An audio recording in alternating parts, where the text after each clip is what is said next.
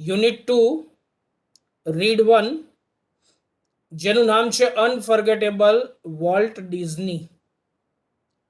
Walt Disney વિશે જાણો છો તમે કંઈ?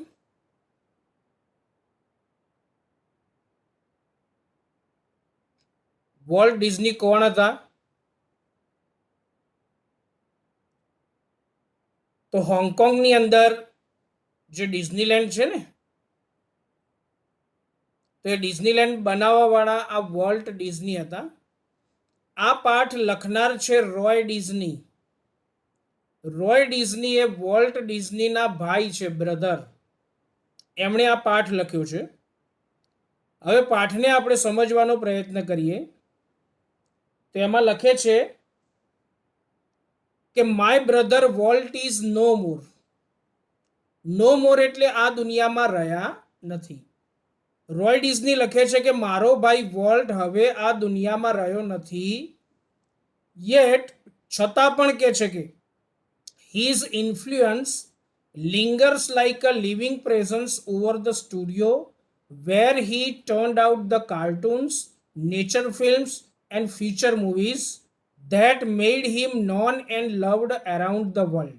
અહીંયા એવું કહેવા માંગે છે કે મારો બ્રધર વોલ્ટ આ દુનિયામાં નથી રહ્યો, છતાં પણ કહે છે કે એનો જે પ્રભાવ છે, ઇન્ફ્લુઅન્સ એટલે પ્રભાવ, લિંગર્સ એટલે ટકી રહેવું. લિંગર્સનો અર્થ થાય છે સ્ટે, હેંગ એરાઉન્ડ, પરસિસ્ટ, જેને કહેવાય ટકી રહેવું. છતાં પણ કહે છે કે એનો જે પ્રભાવ છે એ પ્રભાવ ટકી રહ્યો છે. કેવી રીતે? Like a living presence over the studio. જાણે કે વોલ્ટ ડિઝની હજુ પણ જીવતો હોય, એની હાજરી હોય હજુ પણ સ્ટુડિયોની અંદર, એવું લાગે છે. ભલે વોલ્ટ ડિઝની આ દુનિયામાં રહ્યા નથી, પણ એને એવા કામ કર્યા છે જેના કારણે અમને એવું લાગે છે કે વોલ્ટ ડિઝની હજુ પણ જીવે છે, હજુ પણ સ્ટુડિયોમાં હાજર છે. કયો studio? Where he turned out the cartoons, કે જે સ્ટુડિયોની અંદર એણે કાર્ટૂન્સ બનાવ્યા હતા. નેચર ફિલ્મ્સ એટલે જે કુદરત ઉપર, નેચર ઉપર જે ફિલ્મો હોય એ. એન્ડ ફીચર મૂવીઝ એટલે ચલચિત્રો. That made him known and loved around the world, કે જેના કારણે વોલ્ટ ડિઝની આખી દુનિયામાં જાણીતો બન્યો હતો. નોન એટલે આખી દુનિયા એને ઓળખતી થઈ હતી. And loved around the world, અને આખી દુનિયામાંથી એને પ્રેમ મળ્યો હતો. શેના કારણે વોલ્ટ ડિઝનીને આખી દુનિયામાંથી પ્રેમ મળ્યો હતો? કે એણે એવા કાર્ટૂન્સ ફિલ્મો બનાવી હતી, નેચર ફિલ્મ્સ બનાવી હતી, અને ફીચર મૂવીઝ એટલે કે ચલચિત્ર, જે માણસો જેની અંદર હોય એવું ચલચિત્ર એને બનાવ્યું હતું. તો એના કારણે આખી દુનિયામાં પ્રખ્યાત બન્યો હતો. ઇવન નાવ એટલે અહીંયા રોય ડિઝની એવું કહે છે કે આજે પણ as I walk around the studio crew એટલે માણસોનું ટોળું. થોડાક માણસોનું જે ટીમ હોય ને, તો થોડાક માણસોની જે ટીમ હોય એને ક્ર્યુ કહેવાય, બરાબર? અને વધારે માણસોનું જે ટોળું હોય તો એને ક્રાઉડ કહેવાય. એટલે ક્ર્યુ એટલે એક ટીમ અને ક્રાઉડ એટલે મોટું ટોળું.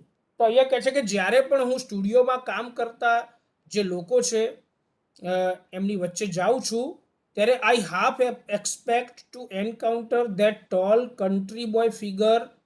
તો કહે છે કે I half expect to encounter, મને એવું લાગે છે કે જાણે હું સામનો કરતો હોઉં. એન્કાઉન્ટર એટલે સામનો કરવો, જેને કહેવાય મીટ, કમ એક્રોસ, જેને ગુજરાતીમાં કહેવાય મળવું કે સામવું.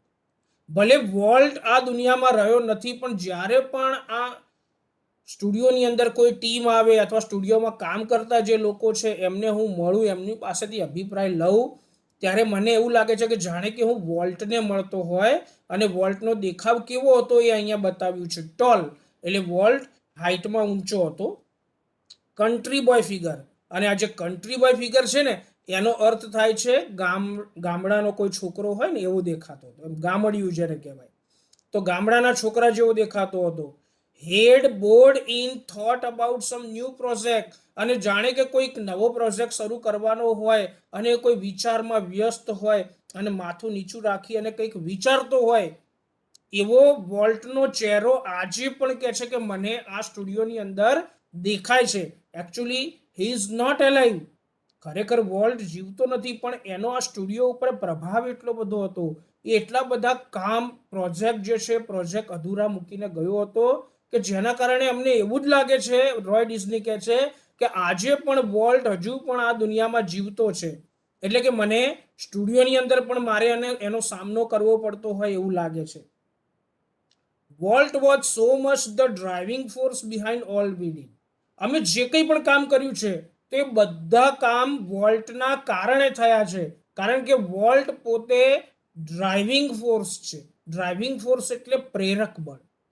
વોલ્ટ અમને કામ કરવા માટે પ્રેરતો હતો, એની પાસેથી જ અમને પ્રેરણા મળતી હતી. એટલે વોલ્ટ જે છે એ વોલ્ટ કહે છે કે ડ્રાઇવિંગ ફોર્સ છે અમારા માટે. અમે જે કંઈ પણ કામ કર્યું એ વોલ્ટના કારણે થયું છે. From making movies to building Disneyland. પછી ભલે ને અમે ફિલ્મો બનાવી હોય કે આખું ડિઝનીલેન્ડ ઊભું કર્યું હોય, પણ એ બધું કામ પૂરું થયું તો એનો જે શ્રેય છે એ શ્રેય વોલ્ટના ફાળે જાય છે. જો વોલ્ટ ના હોત તો અમે આ બધું કામ કરી શક્યા ના હોત. એટલે કે વોલ્ટના કારણે આ બધું કામ શક્ય બન્યું છે. That people constantly mention his name as if he were still alive.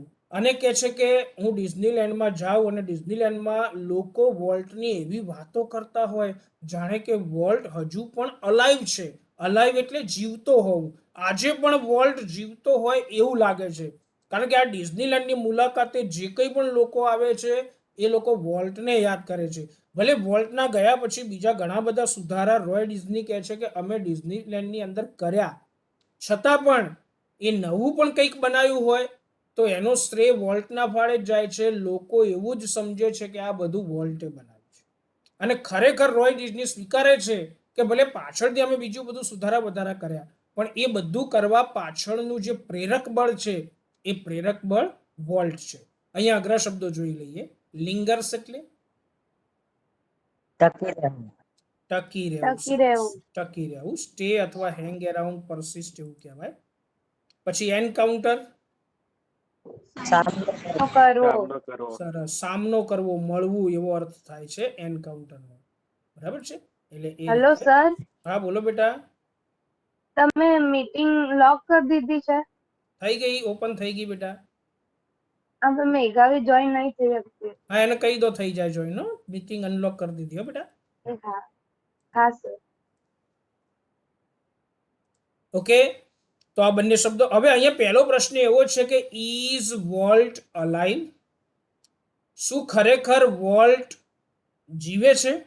તમે જવાબ આપો કે વોલ્ટ જીવે છે કે નથી જીવતો આ પેરેગ્રાફ ઉપરથી.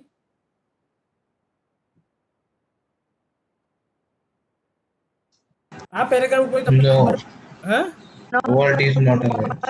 Is not alive. સરસ. તો આપણો જવાબ એવો લખવાનો કે no Walt is not alive, એવું લખવાનું.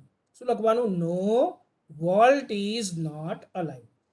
બીજો પ્રશ્ન એવો છે કે how do they feel Walt is alive?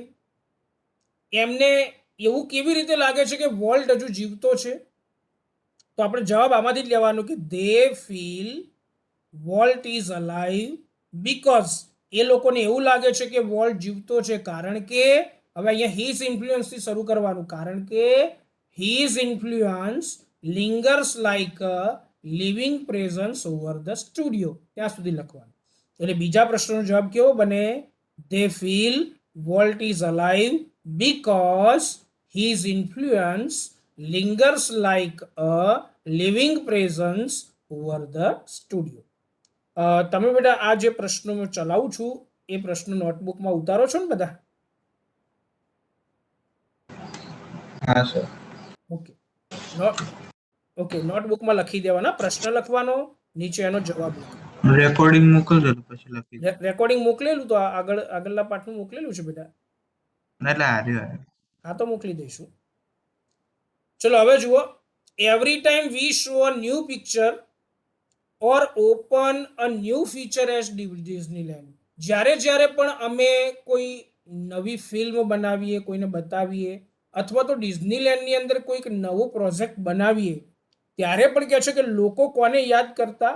વોલ્ટને જ યાદ કરતા. એટલે કે ડિઝનીલેન્ડ બનાવવા પાછળ વોલ્ટનો પ્રભાવ એટલો રહ્યો છે કે વોલ્ટને મરી ગયા પછી આટલા વર્ષો થયા છતાં પણ લોકો વોલ્ટને ભૂલતા નથી.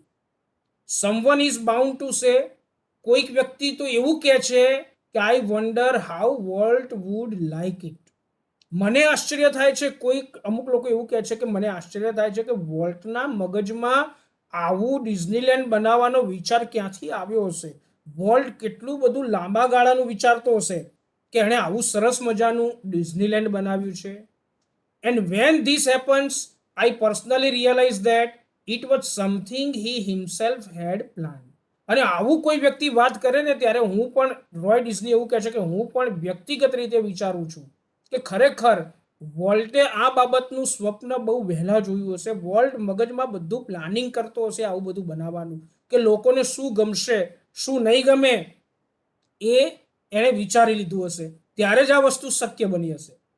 ફોર માય ઇમેજિનેટિવ ઇન્ડસ્ટ્રીયસ બ્રધર, કારણ કે અહીંયા ફોર વાક્યની શરૂઆતમાં આવે ને, સિન્સ અથવા ફોર વાક્યની શરૂઆતમાં જ્યારે આવે ત્યારે એનો અર્થ કારણ કે એવો થતો હોય છે.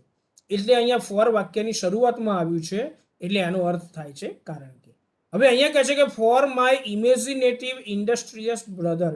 ઇમેજિનેટિવ એટલે કલ્પનાશીલ, જેના અંદર કલ્પના કરવાની શક્તિ હોય, જે નવું નવું ઇમેજિન કરી શકતો હોય એને ઇમેજિનેટિવ કહેવાય. બરાબર. અને બીજું છે ઇન્ડસ્ટ્રીયસ. ઇન્ડસ્ટ્રીયસ શબ્દનો અર્થ થાય છે મહેનતુ. હવે આ ઇમેજિનેટિવ અને ઇન્ડસ્ટ્રીયસ આ બંને શબ્દો વોલ્ટ માટે વપરાયા છે, વિશેષણ કહેવાય. ઇમેજિનેટિવ અને ઇન્ડસ્ટ્રીયસ આ બંને એડજેક્ટિવ છે અને એ એડજેક્ટિવ વોલ્ટ માટે વપરાયેલા છે. તો કહે છે કે કારણ કે કહે છે કે મારો જે કલ્પનાશીલ અને જે મહેનતુ ભાઈ હતો, left enough projects in progress to keep the rest of us busy for many years.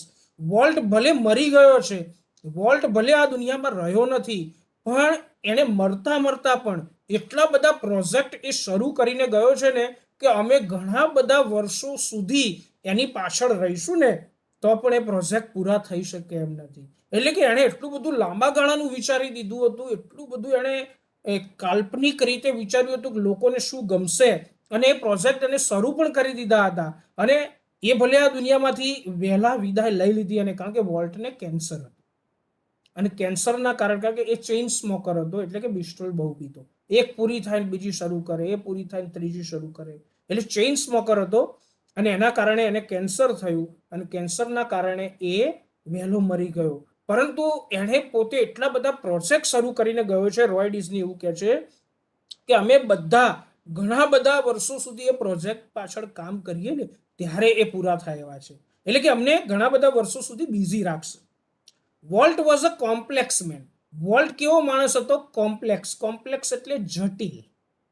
કોઈ માણસને આપણે સમજી ના શકીએ ને તો એને કોમ્પ્લેક્સ મેન કહેવાય. તો વોલ્ટ પોતે પણ એક કોમ્પ્લેક્સ મેન હતો, એક જટિલ માણસ હતો. હવે જુદા જુદા વ્યક્તિઓ એને જુદી જુદી રીતે ધારતા હતા. દાખલા તરીકે to the writers, producers and animators who worked with him, he was a genius who had an extraordinary to any story or idea. હવે કહે છે કે જે લોકોએ એની સાથે કામ કર્યું છે, ફિલ્મ બનાવવા માટે રાઇટર પણ જોઈએ, પ્રોડ્યુસર પણ જોઈએ અને એનિમેટર્સ પણ જોઈએ. જે જુદા જુદા એનિમેશન્સ બનાવતો હોય ને તો એ એનિમેટર્સ કહેવાય. પ્રોડ્યુસર એટલે જે ફિલ્મમાં પૈસા રોકતો હોય તો એને પ્રોડ્યુસર્સ કહેવાય. અને રાઇટર્સ એટલે ફિલ્મની સ્ટોરી લખતો, પછી ભલે ને કાર્ટૂન ફિલ્મ હોય કે કોઈ ફીચર મૂવીઝ હોય કે નેચરલ ફિલ્મ હોય. તો એની સાથે જે રાઇટર્સે કામ કર્યું છે, જે પ્રોડ્યુસરે કામ કર્યું છે અને જે એનિમેટર્સે કામ કર્યું છે, એ બધાના મત મુજબ વોલ્ટ કેવો હતો? He was a genius. Genius એટલે એકદમ ઇન્ટેલિજન્ટ માણસ, બુદ્ધિશાળી માણસ જેને કહેવાય, genius. Who had an extraordinary ability. એની અંદર એક અસાધારણ ક્ષમતા હતી. To any story or idea, એટલે કે એવી અસાધારણ ક્ષમતા હતી, અહીંયા થોડુંક રહી ગયું છે, તમારા બુકમાં હશે, પણ એની અંદર એક અસાધારણ ક્ષમતા હતી કે જે કોઈ પણ સ્ટોરી એને તમે આપો, વોલ્ટને કોઈ પણ આઈડિયા આપો તો એને એવી રીતે રજૂ કરે ને આખી ફિલ્મમાં કે તમને એ દ્રશ્ય જોવું ગમે. એટલે કે વોલ્ટની અંદર એક ક્ષમતા હતી. એટલા માટે રાઇટર્સ, પ્રોડ્યુસર્સ અને એનિમેટર્સ એમ કહે છે કે અમારા મગજમાં કોઈ પણ વિચાર આવે કે કોઈ પણ અમે સ્ટોરી લઈને જઈએ એની પાસે અને એ સ્ટોરીને એ એવું આબેહૂબ રીતે રજૂ કરે કે તમને એવું લાગે કે જાણે કે આ એક વાસ્તવિકતા છે, એટલે એ બધાના મત મુજબ વોલ્ટ એ એક બુદ્ધિશાળી માણસ હતો, એક જીનિયસ હતો. હવે અહીંયા આપણે પ્રશ્ન જોઈએ, what is Walt's effect on viewers? જે લોકો એની ફિલ્મ જોતા, વ્યુઅર્સ એટલે ફિલ્મ દેખનાર, એમના મત મુજબ વોલ્ટ કેવો હતો? તો અહીંયા એમાંથી જવાબ આપણને મળશે. કોઈ જવાબ મળે છે? અને આગલા પેરેગ્રાફમાં નથી ને. What is Walt's effect on viewers? તો એ આ રહ્યો છે, as if he were still alive. બરાબર છે. એટલે આપણે લખવાનું કે Walt's effect on viewers is that, એટલે કે વોલ્ટની અસર વ્યુઅર્સ ઉપર એવી હતી as if he were still alive, જાણે કે એ જીવતો હોય હજુ પણ. પરથી જુઓ જવાબ કેવો બને, Walt's effect on viewers is that, વોલ્ટનું કહે છે કે એના જે વ્યુઅર્સ હતા, એની ફિલ્મ દેખનાર માણસો હતા, એના પ્રત્યે એવી અસર હતી as if he were still alive, જાણે કે એ હજુ પણ જીવતો. અને બીજું છે, which adjectives are used for Walt? Walt માટે અહીંયા કયા વિશેષણ વપરાયા છે? મેં ચલાવતી વખત કહ્યું હતું કયા વિશેષણ વપરાયા છે. જો તમે ધ્યાન રાખ્યું હોય તો મને જવાબ આપો.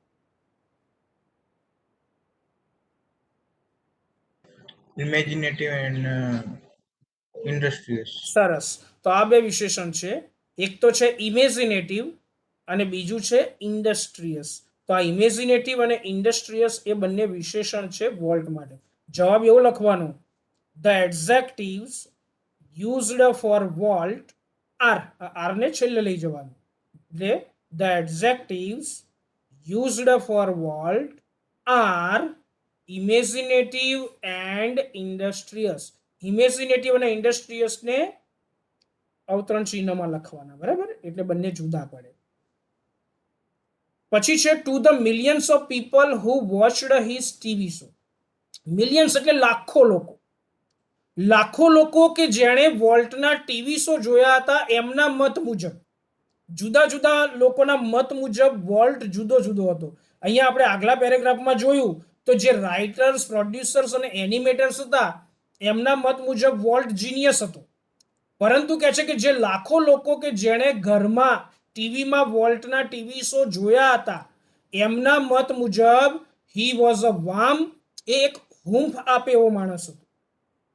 એટલે વામ હતો, હૂંફ આપે એવો માણસ. કાઇન્ડલી પર્સનાલિટી, એટલે કે એનું વ્યક્તિત્વ એક દયાળુ વ્યક્તિત્વ હતું, દયા ભાવના વાળો હતો. And bringing fun and pleasure into their homes, અને એમના ઘરની અંદર એ ફન એટલે કે મજા લાવતો અને પ્લેઝર એટલે આનંદ લાવતો. એટલે કે જે લાખો લોકો વોલ્ટના ટીવી શો જોતા, તો એ લાખો લોકોના મત મુજબ વોલ્ટ પોતે એક હૂંફ આપે એવો માણસ, કાઇન્ડલી પર્સનાલિટી એટલે દયાળુ માણસ, અને bringing fun and pleasure into their homes, અને એમના ઘરમાં એ હંમેશા લોકોને ફન એટલે કે મજા કરાવતો. એ ટીવી શો જોતા અને લોકો ખુશ થઈ જતા. પ્લેઝર એટલે કે આનંદમાં આવી જતા લોકો. બરાબર. ટુ ધ બેન્કર્સ હુ ફાઇનાન્સ્ડ અસ, અને રોય ડિઝની કહે છે કે જે બેંક વાળા લોકો હતા, કે જે લોકો અમને ફાઇનાન્સ કરતા, પૈસા ઉછીના આપતા, લોન આપતા, તો એ જે બેન્કર્સ હતા, જે લોકો અમને લોન આપતા, એ લોકોના મત મુજબ I am sure he seemed like a wild man. Wild man એટલે અહીંયા જનૂની માણસ, એક જનૂની હતો, જે ધારે ને એ જ પૂરું કરે. જંગલી માણસ ના કહેવાય, બરાબર, પણ એક જનૂની માણસ હતો, એક જિદ્દી માણસ હતો. કે I am sure he seemed like a wild man, એક જનૂની માણસ હતો. Hell bent for bankruptcy. Hell bent એટલે દ્રઢ નિશ્ચય, અડગ, આમ નિશ્ચય વાળો, કંઈક જાણે કે નિશ્ચય કરીને આવ્યો હોય. શેનો નિશ્ચય કરીને આવ્યો હોય? Four bankruptcy. બેન્કરપ્સી એટલે દેવાળું ફૂંકવું, દેવાળિયા થઈ જવું, જેને ફેઇલિયર અથવા ઇન્સોલ્વેન્સી પણ કહેવાય. એ નિષ્ફળ થયો હોય, દેવાળિયા થયો હોય એવું લાગતું હતું. બરાબર. એટલે કે એ લોકોના મત મુજબ એક કેવો હતો? તો હેલ બેન્ટ ફોર બેન્કરપ્સી એટલે કે જાણે કે દેવાળું ફૂંકવાનો હોય, એના માટે એને દ્રઢ નિશ્ચય કર્યો હોય કે દેવાળું. કારણ કે એવા આઈડિયા લઈને બેંકવાળા જોડે જતો અને કરોડો અબજો રૂપિયાની લોન લેતો. એટલે બેંકવાળા પણ એને લોન આપતા ડરતા હતા. કારણ કે એ જે વિચાર લઈને ગયો હોય કે એ વખતે બેંકવાળાને ના સમજાય, પણ ઘણા બધા વર્ષો જાય ને એ વસ્તુ તૈયાર થાય, ત્યારે બેંકવાળાને ખબર પડતી કે ના ખરેખર આને કેટલું બધું લાંબુ વિચારીને બનાવ્યું છે. અમુક લોકો બહુ લાંબુ વિચારતા હોય છે, તો એવું છે. ટુ મી, અને રોય ડિઝની કહે છે કે મારા માટે મારો મત આપું કે વોલ્ટ કેવો હતો, તો મારા મત મુજબ he was my amazing kid brother.